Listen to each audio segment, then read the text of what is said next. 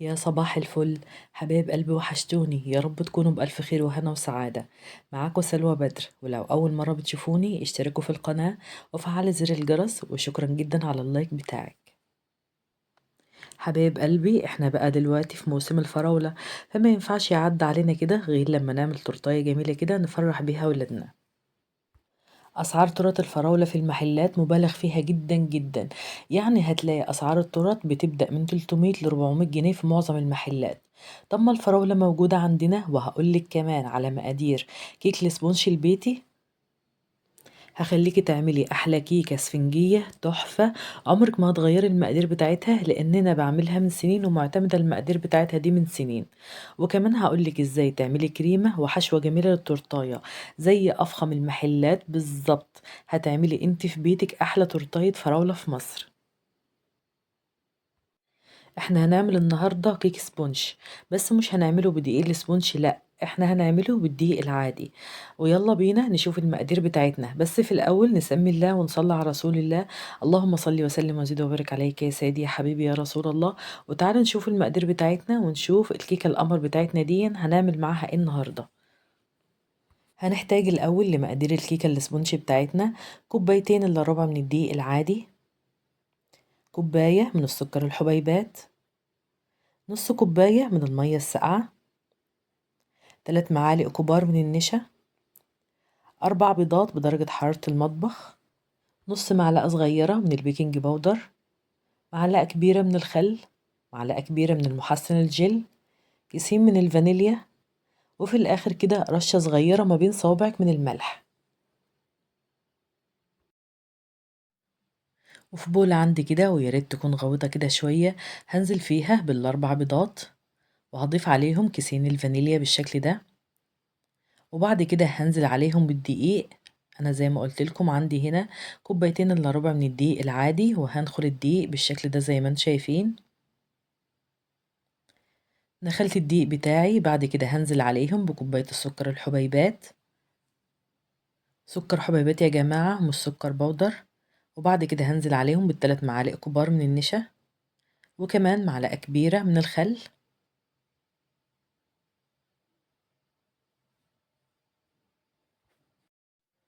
ونص معلقة صغيرة من البيكنج باودر، ورشة صغيرة كده ما بين صوابعك من الملح.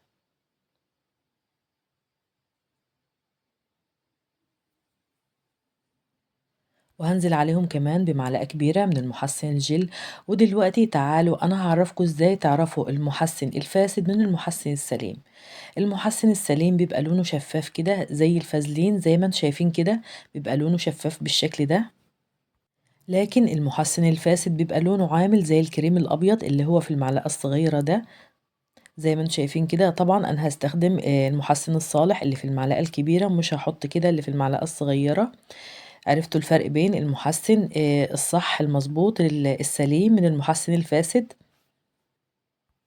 وهنزل عليهم في الآخر كده بنص كوباية من المية الساقعة المشبرة.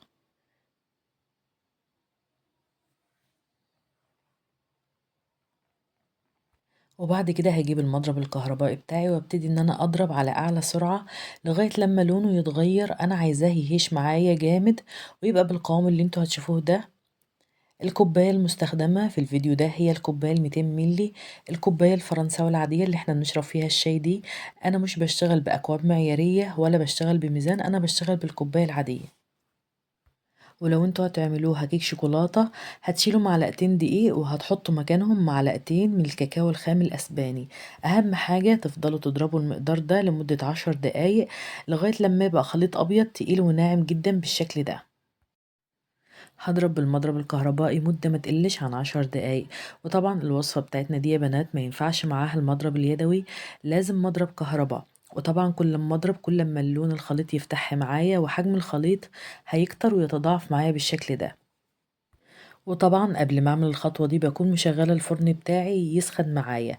يعني اول ما ابتدي اشتغل في الكيك بشغل الفرن يسخن معايا، ما بتاخدش مني وقت خالص، يعني 10 دقايق وتكون جاهزة. طيب إزاي تعرفي إن الكيك انضرب معاكِ كويس؟ لمّا تيجي ترفعي المضرب بتاعِك كده هتلاقي الخليط بتاعِك ثابت ومش بيتحرك من مكانه بالشكل ده، كده الكيكة بتاعتنا مضبوطة 100%. شايفين الخليط بتاعنا شكله عامل إزاي يا جماعة؟ ثابت وتقيل وناعم في نفس الوقت. وبعد كده أنا مجهزة صينية مقاس 20، ولو أنتِ عندِك حلة قالب ممكن تعملي فيها الكيك بتاعتِك. وبامسك الصينية بتاعتي بادهنها دهنة خفيفة كده من الزيت وتحط فيها ورق الزبدة بالشكل ده زي ما انت شايفة. وبعد كده أنا هصب الخليط بتاعي. وبعد ما صبيت الخليط ضروري تعملي الخطوة دي، هتجيبي خلة كده أو عصاية من عصيان الشيش طاووق وهتوزعي خليط الكيك علشان يبقى مساوي معاكي بالشكل ده. وبعد كده بدخلها الفرن وبحطها على الشبكة اللي في النص على درجة حرارة 180 درجة. بتقعد معايا في الفرن من ساعة لساعة وربع. وبعد ما باطفي عليها النار باسيبها 10 دقايق جوه كده في الفرن، وباب الفرن بتاعي متوارب ومش باخرجها على طول علشان ما تهبطش مني. وكده خلاص الاسبونج طلع كده من الفرن. هختبرها كده بخلة من النص بالشكل ده زي ما انتم شايفين. اهو طالعة نضيفة ما شاء الله. كده الكيكة بتاعتنا استوت وبقت زي الفل. شايفين ما شاء الله قد ايه هي عالية وهشة وكمان طرية حاجة في منتهى الجمال. هشيل من عليها ورق الزبدة بالشكل ده. وطبعًا زي ما إحنا عارفين إن كيكة التورت بنسيبها أقل حاجة 12 ساعة قبل ما نقطّعها ونشتغل فيها. وطبعًا ممكن تحطيها في كيس نايلون وتحطيها في التلاجة وبعد كده طلّعيها قطّعيها واشتغلي فيها، يعني مثلًا تعمليها بالليل وتشتغلي فيها تاني يوم. وبعد كده هاجيب السكينة وهابتدي إن أنا أقسّم الكيكة بتاعتي بالشكل ده. ممكن تقسّميها من 3 ل4 طبقات، أنا قسّمتها على 4 طبقات سميكة مش رفيّعة. وزي ما قُلت لِك مقاس الصينية بتاعتي مقاس 20. أنا في الأول باحدد الحروف وبعدين باسحب بالسكينة بشكل مستقيم. عملتها 4 طبقات بالشكل ده زي ما أنتم شايفين. وأهم سبب يا بنات من أسباب نجاح الكيك إن جميع المكونات لازم تكون بدرجة حرارة المطبخ ما عدا المَيّة لازم تكون ساقعة. ويالّا بقى بينا يا حبايبي علشان نعمل توبنج الفراولة اللي هنزين بيه الكيكة بتاعتنا. عندي هنا نُص كيلو من الفراولة مغسولة كويس جدًا، جدًا ومتقطعة.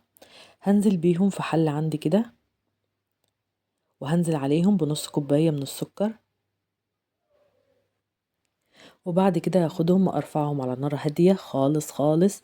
وبعد كده هتلاقي الفراولة هتنزّل المَيّة اللي فيها والسكر هيدوب معانا، هادّيهم تقليبة حلوة كده على النار. هاقلّبها تقليبتين واسيبها كده على نار هادية خالص، اوعي تعلّي عليها النار لغاية لمّا توصل للقوام اللي أنتم شايفينه ده. دايبة كده تقريبًا بس لسه فيها قطعة من الفراولة كده صغيرة. وبعد كده عندي هنا ربع كوباية من المَيّة هانزل عليها بمعلقة صغيرة من النشا. وهادوبها كويس جدًا في ربع كوباية المَيّة. وبعدين هاجيب النشا وهانزل على التوبنج بالشكل ده. وهاقلّب كده على طول، النشا هتخلّي قوامها ممتاز. هاسيب بقى النشا تستوي مع الفراولة وطعمها ما يبقاش واضح عندي، لحد لمّا أوصل لمرحلة البقبقة اللي أنتم شايفينها دي. ويبقى كده التوبنج بتاعنا تمام التمام. شايفين شكل التوبنج بدون أي إضافات خالص، خالص تحفة بجد وريحته جميلة جدًا. هاسيبه بقى لغاية لمّا يبرد على جنب كده ونشوف بعد كده إحنا هنعمل إيه تاني. ودلوقتي بقى هنحضّر الكريمة بتاعتنا. عندي هنا كوبايتين من الكريم شانتيه الخام، كريم شانتيه المتحدة. وعندي هنا كوباية من السكر البودر، وكوبايتين من المَيّة الساقعة المتلجة. وهي دي بس مكونات الكريم شانتيه بتاعتنا. هاجيب بول عندي كده وهانزل فيها بالمقادير بتاعتي، وانا طبعا زي ما انتم شايفين كده انا بستخدم الاكواب العاديه اللي هي الكوبايات اللي احنا بنشرب فيها الشاي، اللي هي الكوبايه الفرنساوي العاديه. انا مش بستخدم اكواب معياريه ولا بستخدم الجرام، بستخدم الكوبايات. هجيب المضرب الكهربائي بتاعي وهبتدي اضرب الكريم شانتيه لغايه لما يتقل معايا بالشكل ده زي ما انتم شايفين كده. وطبعا ده كريم شانتيه المتحده انا مش بستخدم غيره، بجيبه من عند اي حد بيبيع مستلزمات حلواني. عندي دلوقتي كوبايتين من الكريم شانتيه الخام نزلت عليهم بكوباية من السكر البودر وكوبايتين من المية الساقعة المتلجة. وكده خلاص الكريم شانتيه تقيل معانا، وهو ده قوام الكريم شانتيه اللي احنا محتاجينه. شايفين يا بنات عامل ازاي تقيل معانا كده. ويلا بقى بينا نزين التورتاية القمر بتاعتنا. هنبدأ بقى في حشو التورتاية. أنا بثبت الكيكة بتاعتي كده على البوردة بمسحة خفيفة كده من الكريمة، وهجيب أول طبقة. طيب احنا هنسقي التورتاية؟ لا مش هنسقي التورتاية، مش محتاجين ان احنا نسقي التورتاية. أنا هحط عليها طبقة كده من توبنج الفراولة اللي احنا عملناه، وبعدين هحشي التورتاية بالكريمة وهحشي التورتة بنفس الترتيب كده. ما شاء الله التوبنج بتاعي جنن وشكله تحفة، وقوام الكريمة متماسك علشان مقدارها مظبوط. حطيت كده تاني طبقة بنفس الطريقة، هوزع عليها التوبنج بالشكل ده، وكمان هعمل فوقه طبقة الكريمة وهوزعها عشان تبقى متساوية. انا حاطة الكريمة بتاعتي في كيس من اكياس التلاجة، وبوزعها بالشكل ده علشان تبقى الطبقات متساوية معايا.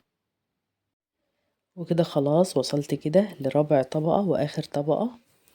هدي كده على وشها كده دهنة خفيفة كده من توبنج الفراولة عشان تبقى طرية معايا.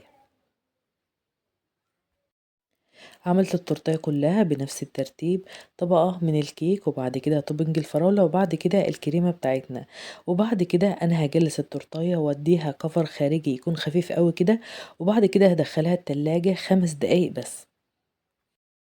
وطبعا احنا مسقناش التورتيه بتاعتنا علشان احنا استبدلناها بتوبنج الفراولة. هغلف التورتيه تغليف خفيف كده، وبعد كده هجلس التورتيه التجليس النهائي. وفي المرحلة دي هدي التورتيه طبقة كويسة كده من الكريم شانتيه.